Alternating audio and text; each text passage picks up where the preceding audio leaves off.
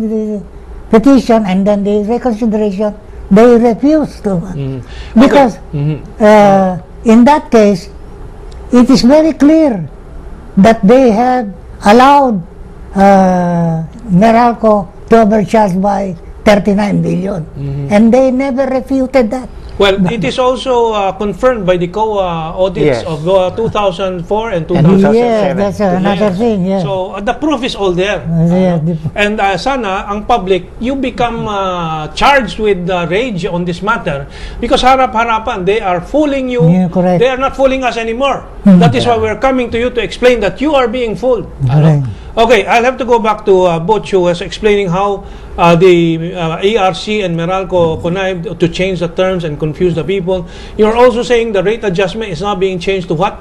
The term now is rate reset or rate up, rate translation.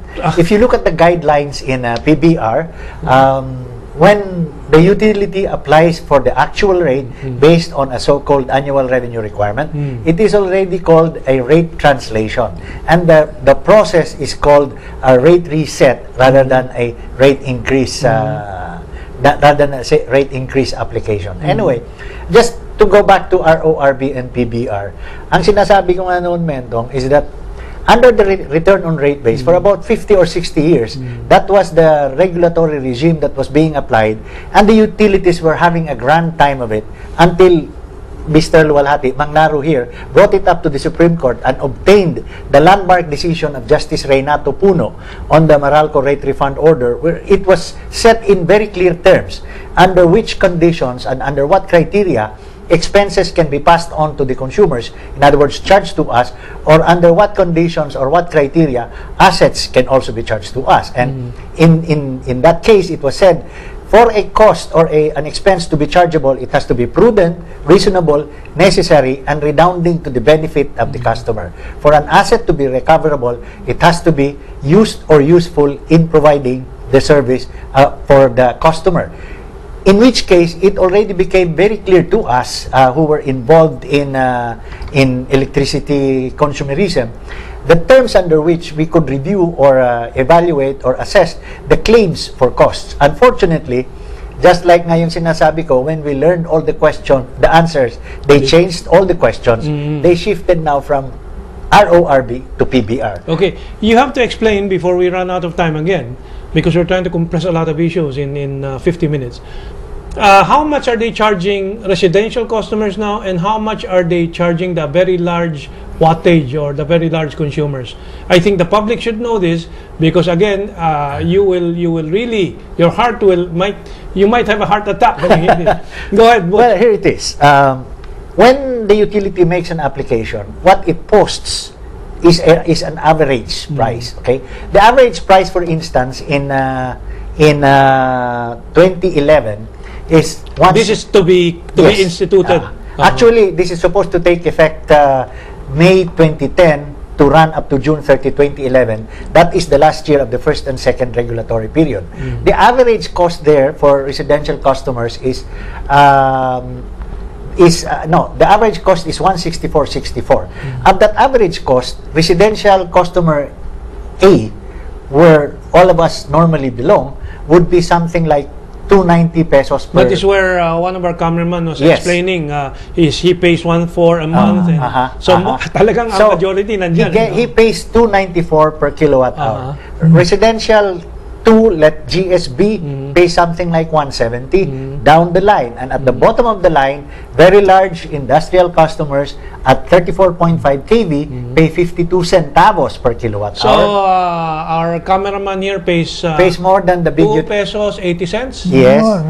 And Gokongwei Henry C, pays the 52. mall owners, they pay 52 cents. That's not even the end of the line yet. The bottom is very large 115 kV, pay 26 centavos. Yun siguro ang binabayad nila, so the mall owners. Hindi pa yun ang hindi pa yun ang pinaka in the subclassification letter GSA, Residential General Service A, they're still subclassified. Those who consume 401 kilowatt hours and above pay 3 pesos and 90 centavos per kilowatt hour. Okay. So, talagang, if you take it from the high side, 390, and the low side, which is 26, there you can see centavos. 26 centavos. Now, And if you impute a 30 billion or 36 billion kilowatt hour sale at the difference of 2 pesos and 60 centavos, that comes up to about 97 billion pesos. Okay. And to be fair, this hindi kasalanan ito. This is the fault, not the sin, not the crime, not the fault of Gokongwei, Henry C., or the other mall owners. It is the fault of ERC for designing such a system. And, you know, I've always tried to explain that this is a whole system that they create. And there is a foreign element here. As I was explaining earlier before the program started, all these are listed companies.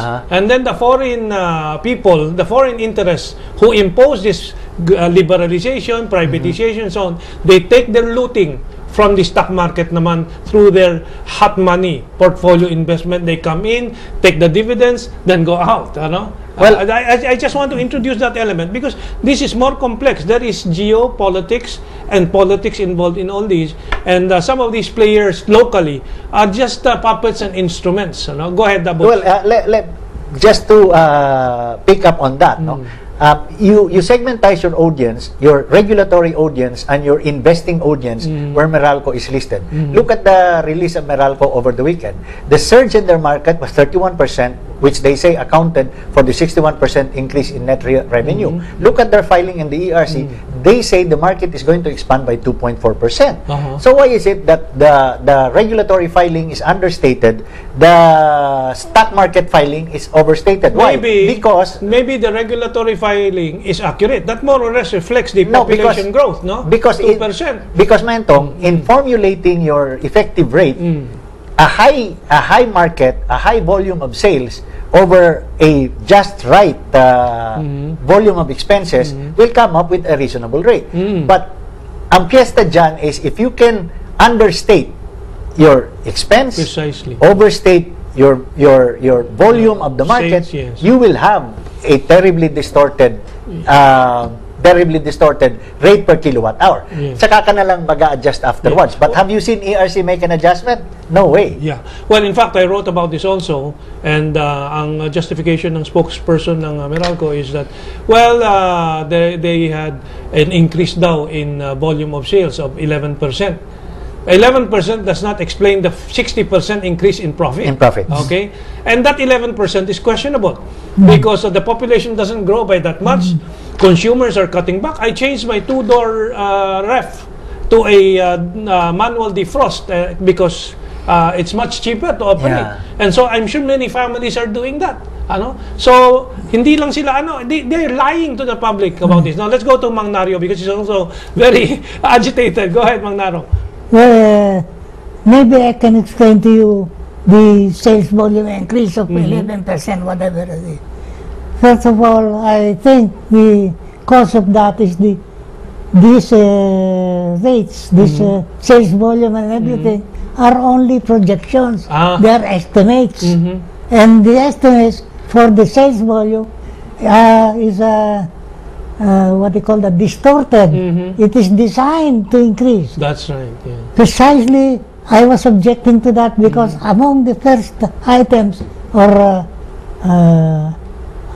variables there is GNP, Gross National Product, which has nothing to do with local electric. That's right. That's right. It should be that GNP is used in order to assure that there will be an increase. So what they're saying, because there's this reported GNP growth by NEDA and so on, doon nila ibabagay, they base it on that. That's and the GNP, well, as the economists say, lies, statistics, and lies. It's just the same. You know, statistics cannot be true unless you have the variables that are really associated with that. That are valid. For example, I'll give you an example. In the AACI, they are the appraisers. They stated there in open hearing that their assessment of the Meralco equipment is based on random sampling. So I asked her, how do you do the random sampling? We choose the samples to be examined following ERC guidelines. So I explained to her, That cannot be random sampling. That's right, your guideline. Once you choose, and so therefore, that's an ERC. And precisely, it's happened now that the assessment, the appraisal of the equipment is really much inflated. It is inflated by about 30%. So That's in right. 2012, we are expected to pay 30% more of what we are paying now. And beside the fact that their capital expenditure is Yeah. also based on that. They Yeah. charge it to Alam mo, us. They charge it to everything. us. Everything. Betong, let me just cite to you one instance. In the actual hearing, this was about a week ago. CAPEX, you mentioned CAPEX. Mayroon silang power station na